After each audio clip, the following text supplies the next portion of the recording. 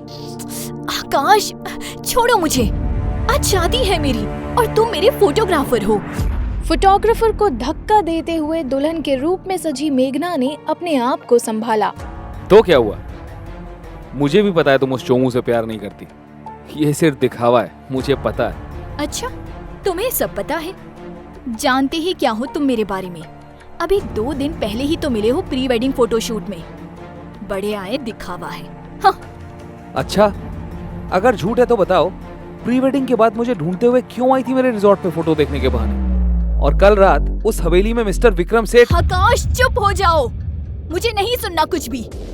और आगे से मिस्टर विक्रम का नाम मत लेना इस घर में। मिस्टर विक्रम सेठ और उस रेड पेन ड्राइव में छुपे तुम्हारे पति के डेटा के बारे में ना मुंह बंद रखने की कीमत देनी होगी तुम्हें। मैं तैयार हूँ, तुम जो कीमत मांगोगे वो देने के लिए। उधर दूर खड़े खड़े मेघना का होने वाला पति ये सब देखकर हंस रहा था। ऐसा क्या राज था मेघना का विक्रम सेठ और उस रेड पेन ड्राइव के साथ? और क्या थी आकाश की डिमांड, जिसे सुनकर मेघना के उड़ने वाले थे होश? और क्यों ये सब देखने के बाद भी मेघना का होने वाला पति इत्मीनान से ये सब देख रहा था? क्या ये उसका फैलाया शतरंज का खेल ही तो नहीं था? मेघना, अंदर हो क्या? मेघना के हाथ पैर ठंडे पड़ गए। दरवाजे के बाहर उसका होने वाला पति खड़ा था। अगर दरवाजा नहीं खोला तो उन्हें शक हो जाएगा, खोलो ना। मेघना ने घूर कर आकाश को देखा। वह दरवाजे की ओर बढ़ी, लेकिन आकाश ने अचानक उसका हाथ पकड़ लिया। बात अब भी खत्म नहीं हुई। शादी के बाद भी मैं रहूंगा, तुम्हारी जिंदगी में, तुम्हारी रातों में और इस खेल में भी। तुम जानते नहीं तुम किससे उलझ रहे हो।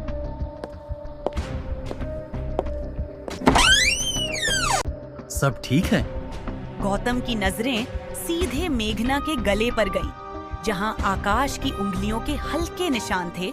लेकिन उसने बात घुमाते हुए कहा, तुम बहुत जल्दी घबरा जाती हो मेघना, कम ऑन। आकाश वहां से चुपके से निकल जाता है, लेकिन उसकी आंखों में एक अजीब सा सुकून था, जैसे वह जानता हो कि खेल अभी शुरू ही हुआ है। तुम इसे ढूंढ रही थी मेघना? क्या गौतम सब जानता था? और अगर हाँ, तो उसने अब तक कुछ कहा क्यों नहीं? क्या आकाश और गौतम कहीं एक ही टीम में तो नहीं थे? गौतम ने पेन ड्राइव को उंगलियों में घुमाया। उसकी मुस्कान अजीब थी, जैसे वो कोई बड़ी गेम खेल रहा हो। तुम जानती हो इस पेन ड्राइव में क्या है? गौतम प्लीज, ये सब छोड़ो, हमें इस टाइम शादी पर फोकस करना चाहिए। शादी? शादी से याद आया, आकाश कहाँ है? गौतम के लहजे में कुछ था जो मेघना को अनकंफर्टेबल कर रहा था। मुझे क्या पता। झूठ अच्छा बोल लेती हो, लेकिन मुझसे नहीं। फिर गौतम मेघना को अपने फोन पर एक वीडियो दिखाता है, जिसमें मेघना और आकाश की चोरी छिपे हुई मुलाकात का फुटेज है। मेघना की आंखें चौड़ी हो गईं। गौतम के फोन स्क्रीन पर कुछ ऐसा था जो उसके पैरों तले जमीन खिसका सकता था। दूसरी तरफ आकाश एक सुनसान जगह पर खड़ा था। उसके सामने विक्रम सेठ थे। तुमने वादा किया था कि इस शादी के बाद तुम चुप रहोगे, लेकिन तुम अब भी मेघना के पीछे क्यों हो? क्योंकि खेल अभी खत्म नहीं हुआ सेठ जी। तुम्हें अंदाजा भी है कि अगर गौतम को सब पता चल गया तो क्या होगा? गौतम कोई संत नहीं है, वो भी इस खेल का मोहरा है।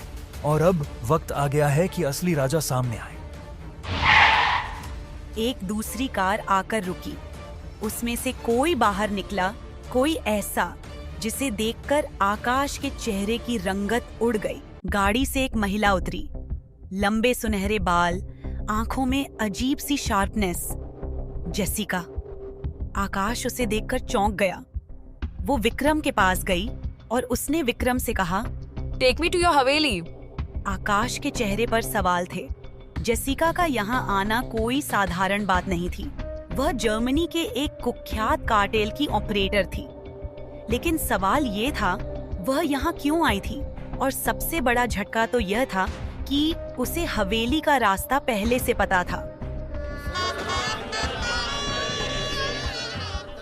वहीं दूसरी ओर मेघना और गौतम के फेरे पूरे हो चुके थे।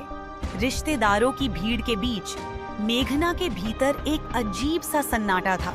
कुछ अधूरा सा महसूस हो रहा था। लेकिन क्यों?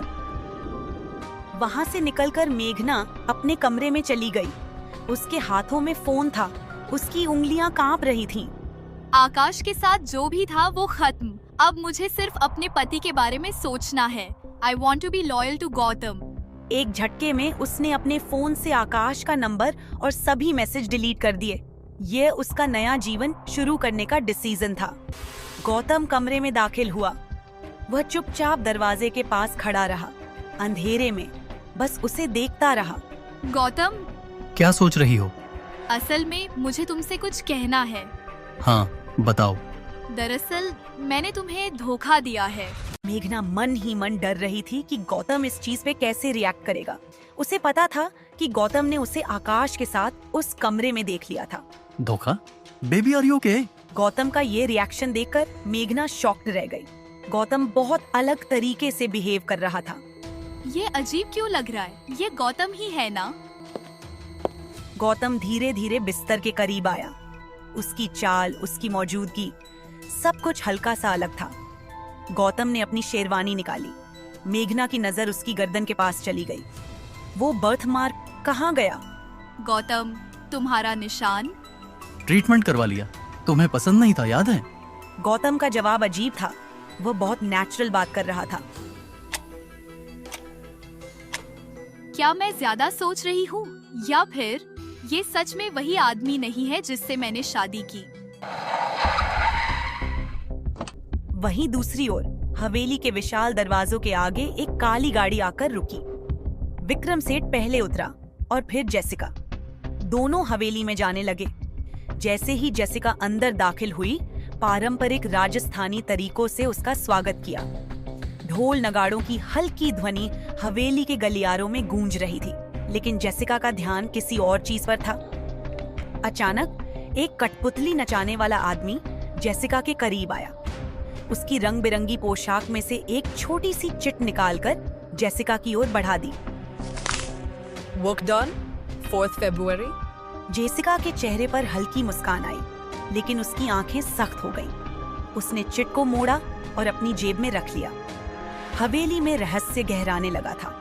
क्या 4 फरवरी को कोई बड़ी घटना हुई थी? किसका काम पूरा हुआ था? और क्या जेसिका खुद किसी खेल का हिस्सा थी? वह सीधे अपने कमरे की तरफ बढ़ी। अंदर वही पुरानी भव्यता थी और एक पुरानी कुर्सी पर बैठ गई। तभी दरवाजे पर दस्तक हुई। दरवाजा खुला और असली गौतम अंदर आया। उसकी चाल में एक अजीब सा आत्मविश्वास था, लेकिन उसकी आंखों में सावधानी झलक रही थी। तुम अफ्रीका क्यों नहीं आए और प्रोजेक्ट का क्या हुआ? जेसिका, यहाँ सरकार बदल चुकी है और हालात सख्त हैं। चीजें पहले जैसी नहीं हैं। I don't care. अगर तुम ये नहीं कर सकते तो मैं तुम्हें बदल दूंगी, और तुम जानते हो मैं ये कर सकती हूँ। जेसिका की आंखें गौतम पर जमी हुई थीं।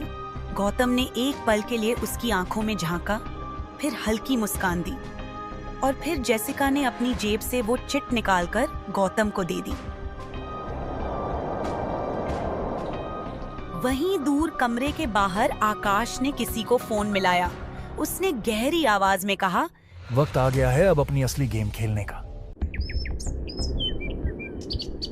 वहीं दूसरी तरफ अगली सुबह जैसे ही मेघना की आंखें खुलीं, वह एक अजीब नजारा देखती है। उसके सामने गौतम उसकी पसंदीदा ब्रेकफास्ट डिश के साथ तैयार खड़ा था। Good morning baby. ये प्याज कचौरी तुम्हें बहुत पसंद है ना? देखो मैं ले आया। हाँ, लेकिन तुम्हें किसने बताया इसके बारे में? हमारी तो कभी बात ही नहीं हुई इस बारे में। अरे तुमने ही तो बताया था, भूल गई क्या? चलो अब सवाल जवाब बाद में, पहले खा लो, फिर हमें कहीं जाना भी है। कहाँ? सब बताऊंगा, पहले तुम तैयार तो हो जाओ।